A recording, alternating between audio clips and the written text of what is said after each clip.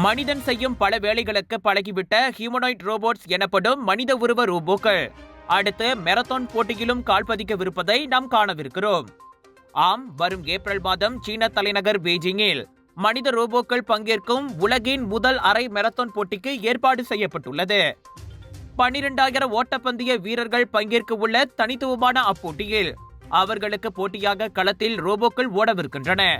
மெரத்தான் பந்தயத்திற்கு தகுதி பெற ரோபோக்கள் மனித உருவத்தில் இருக்க வேண்டும் என்பதுடன் 2 கால்களில் ஓடும் திறனை கொண்டதாக இருக்க வேண்டும். தவிர 50 சென்டிமீட்டர் முதல் 2 மீட்டர் வரையிலான உயரத்தை கொண்டிருக்க வேண்டும். முக்கியமாக ரிமோட் கண்ட்ரோல் மூலம் இயக்கப்பட வேண்டும் அல்லது முழுக்க சொந்த கட்டுப்பாட்டில் இயங்க வேண்டும். இது ஏதோ ஒரு பெயரளவிலான அறிவிப்பு மட்டுமே என நீங்கள் நினைத்தால் அது தவறு. காரணம், பெய்ஜிங் ரோபோட்டிக்ஸ் புத்தாக்க மையமான தியாங்கோங்கில் உருவாக்கப்பட்ட ஒரு மனித உருவ ரோபோ மெரத்தான் போட்டியில் பங்கேற்பது ஏற்கனவே உறுதிப்படுத்தப்பட்டு விட்டது. அதிகபட்சமாக மணிக்கு 12 கிலோமீட்டர் வேகத்தை எட்டும் திறன் கொண்ட இந்த ரோபோ தான் தற்போது உலகின் மிக வேகமான மனித உருவ ரோபோ ஆகும். மனித உருவ ரோபோக்கள் துறையில் சீனா தனது நிபுணத்துவத்தை வெளிப்படுத்த விரும்புவதற்கான தெளிவான எடுத்துக்காட்டு இந்த நிகழ்வு.